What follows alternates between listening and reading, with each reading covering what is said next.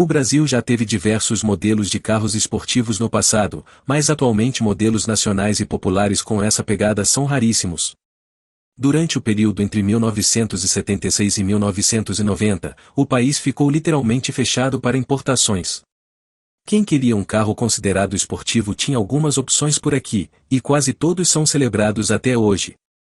Dos anos 60 ao fim dos anos 90, vários modelos chamaram a atenção dos consumidores. Antigamente, dizia-se que um carro era esportivo quando, além do visual personalizado e exclusivo, trazia também alguma melhoria ou ajuste mecânico que fazia o carro entregar mais performance dentro e fora das pistas. Geralmente, muitos deles acabaram indo para os campeonatos de marcas. No visual, isso incluía faixas decorativas, materiais de melhor qualidade, volantes esportivos, rodas diferenciadas, faróis adicionais, câmbio com relações curtas, motor com diversas modificações, comando de válvula esportivo, mudanças no avanço da ignição, carburador de corpo duplo, maior coletor de admissão e escape alterados, além da tradicional turbina e muitos outros itens. Alguns tinham desempenho modesto, mas eram aceitáveis para a época. Em tempos não tão distantes, usou-se eletrônica para se obter um melhor desempenho.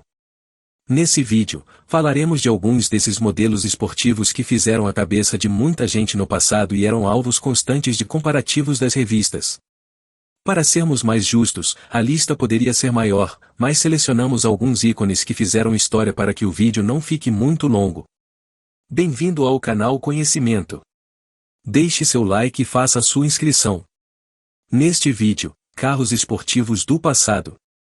Willys Interlagos. O clássico com o nome da pista do GP de São Paulo de Fórmula 1, é um esportivo que fez muito sucesso durante os seus anos de produção. Mérito da Willys Overland do Brasil, desenvolvido a partir do Renault Alpine A108 sob licença da companhia francesa, os Willys Interlagos surgiram por aqui em 1962, entrando para a história como um dos esportivos nacionais mais lembrados por entusiastas e colecionadores de carros clássicos. Em apenas 4 anos de produção, suas linhas tipicamente ímpares e esportivas conquistaram os aficionados. A fabricante, a Willys Overland do Brasil, instalada por aqui em 1952, produzia o esportivo nas versões coupé, conversível e berlinetta.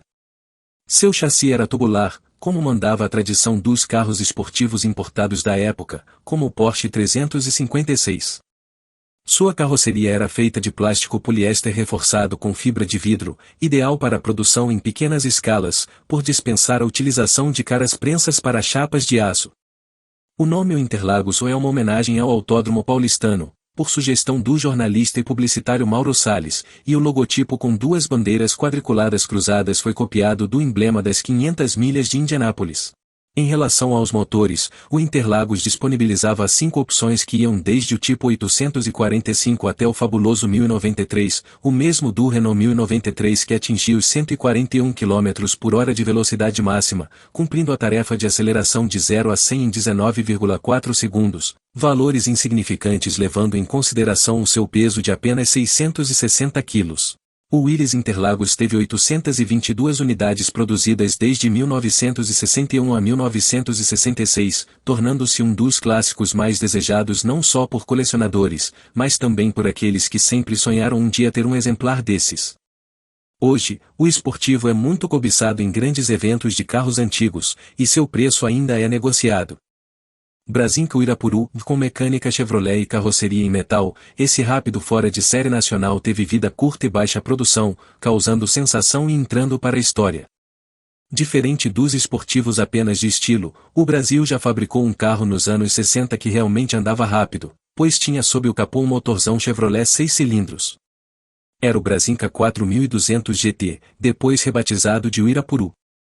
Ao contrário da maioria dos esportivos brasileiros da época, com carroceria em fibra de vidro, tinha a sua feita de aço, moldada à mão e testada num túnel de vento aeronáutico, algo inédito até então para pequenas fabricantes. Isso significava um avanço na época. O Brasinca 4200 GT era um verdadeiro esportivo, um puro sangue, como se costuma dizer de um carro que, além das linhas esportivas, abrigava sob o seu capô um forte motor 6 cilindros de 155 cavalos, que chegava a 200 km por hora, nada comum nos anos 60. Apresentado no Salão do Automóvel em 1964, o carro tornou-se imediatamente a sensação do evento, atraindo olhares curiosos de todo o público presente e da mídia especializada. Isso aconteceu numa época em que todos estavam ávidos por um verdadeiro esportivo. Puma GT. O Puma GT é um automóvel esportivo brasileiro fabricado nos anos 60, tendo sido o primeiro modelo a ser produzido com a marca Puma. Em seu período inicial de fabricação em 1967, usava chassis e mecânica da marca DKW. Por esta razão, os primeiros Puma ficaram posteriormente conhecidos como o Puma DKW. A Puma Veículos e Motores Limitada produziu aproximadamente 170 desses automóveis e estabeleceu um conceito que utilizou até 1985, projetar e fabricar carrocerias em fibra de vidro, montar esta carroceria sobre a plataforma de veículos de passeio com motor e suspensão modificados para melhor desempenho, e agregar um acabamento compatível com um carro de proposta esportiva. Com o fim das atividades da VMAG, o Puma GT passou a ter chassis Ducharman guia e mecânica Volkswagen a partir de 1968, sendo rebatizado de GT em 1970 e conquistando o Brasil com seu estilo italiano e mecânica confiável. A base era o Volkswagen 1600 AR, e sua carroceria de fibra de vidro o tornava um carro leve, ágil e até econômico. Essa variante vendeu 8,8 mil unidades, e junto com o GTS, já a versão conversível, emplacou quase 16 mil unidades só nos anos 70. Continuou nos anos 80 como GTI e GTC, e o conversível com a M4 ganhou os anos 90, mas com motor Volkswagen 1.8 a água. A segunda versão do Puma GT, conhecida como o P2, foi fabricada entre 1968 e 1970, também com motor e suspensão modificados para melhor desempenho e uma carroceria completamente redesenhada, mais moderna. Este modelo inaugurou as linhas gerais do Puma que foram mantidas até o final de sua produção em 1995. Os Pumas GT da segunda geração, conhecidos como P2, e os primeiros GTE são popularmente chamados de o Puma Tubarão devido ao desenho da dianteira. O Puma é até hoje cultuado por muitos saudosistas. Volkswagen SP2, com o intuito de pegar carona no sucesso do Puma, a Volkswagen do Brasil acabou criando um dos carros mais belos da marca, o SP2. No final dos anos 60, os carros esportivos estavam na moda e o Brasil tinha modelos derivados de carros comuns, como o Chrysler Esplanada GTX. Mas o frisson era o Puma, um esportivo de fato que de início, usava a mecânica da DKW e depois passou a usar motor refrigerado a ar da Volkswagen. O fabricante alemão fornecia sua mecânica para esse carro artesanal e viu nisso uma oportunidade de fazer o seu próprio esportivo. Assim nasceu o Projeto X, comandado por Márcio Piancastelli. O plano da Volkswagen brasileira era usar o chassi da variante para fazer o esportivo. A primeira aparição desse esportivo foi em 1971 durante uma feira, onde chamou a atenção dos brasileiros e europeus. No ano seguinte, ele foi finalmente lançado, levando o nome SP2 para a versão mais forte e SP1 para a versão de entrada. O desenho feito pela equipe brasileira superou todas as expectativas. A carroceria tinha o formato clássico de um esportivo, com capô longo e traseira curta, em comparação com o Porsche 911, que também tem um motor traseiro.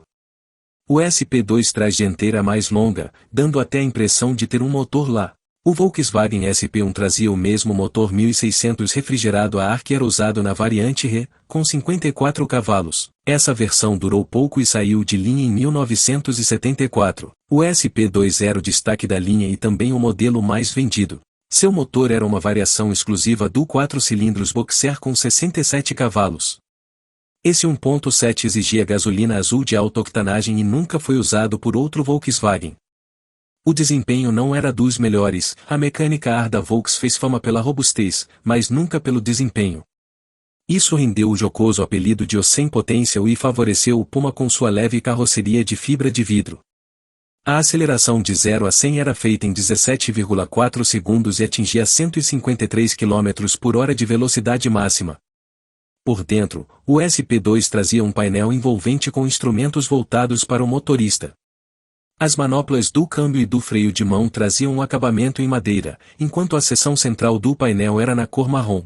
O pequeno volante era no estilo dos carros de corrida da época e forrado em couro. Após 4 anos em produção, a Volkswagen optou por tirar o SP2 de linha. No total, foram feitas 10.205 unidades, sendo 670 delas exportadas, 155 foram para a Nigéria, país que também importou a Brasília com o nome Egala. Hoje, o SP2 é bastante procurado por fãs da Volkswagen com motor refrigerado a ar.